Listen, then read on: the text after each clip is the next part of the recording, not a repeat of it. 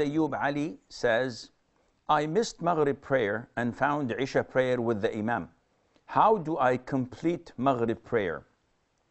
This is an issue of dispute among scholars, and the most authentic opinion is that each individual is obliged to pray the prayers according to their order: Fajr, Dhuhr, Asr, Maghrib, and then Isha. You cannot pray one before the other. Unless you are one, ignorant, you don't know the ruling. So you joined Maghrib prayer, but you didn't pray Asr.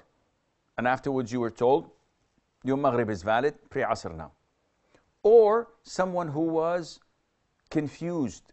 He thought he was doing something and then he found out that it was not the right thing to do. So either you're ignorant or out of forgetfulness, you prayed Maghrib thinking that you had prayed Asr, but then you discovered that, then again your Maghrib is valid. Now, it goes without saying that the most authentic opinion is that one cannot pray after the time of the prayer is over without a legitimate reason.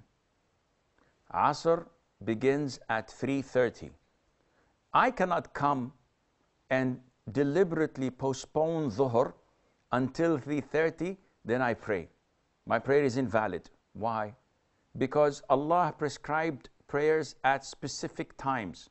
There's a beginning and there's an end. If someone wants to pray Dhuhr, which is called at 12:15, if someone wants to pray it at 12:13 or 12 o'clock, would that be valid? Everyone would say, no, of course not. The time is not due.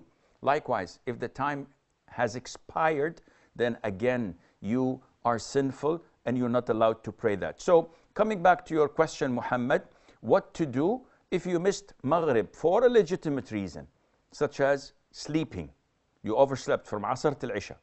Or forgetfulness. You're so busy in a hospital, in an ER or whatever, you forgot, totally forgot. Not postponed it, you forgot it totally.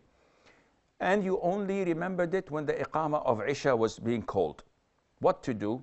Scholars say that you should join the Imam with the intention of Maghrib. So you pray with him the first rak'ah, the second rak'ah, the third rak'ah. When he stands up for his fourth, you remain sitting down in the tashahhud position. And you wait for him until he completes his fourth rak'ah, sits for tashahhud, offers salam, then you offer salam. By this, you join the congregation and you prayed your Maghrib 3 rak'ahs as you're supposed to do. Afterwards, you can pray Isha with another congregation or on your own. There is another and second opinion which says that when he stands up for the fourth rak'ah, you should complete your third rak'ah, offer salam, and stand up and join him in his fourth rak'ah if it's possible, so that you can attain Isha with him in his last rak'ah, which is your first rak'ah in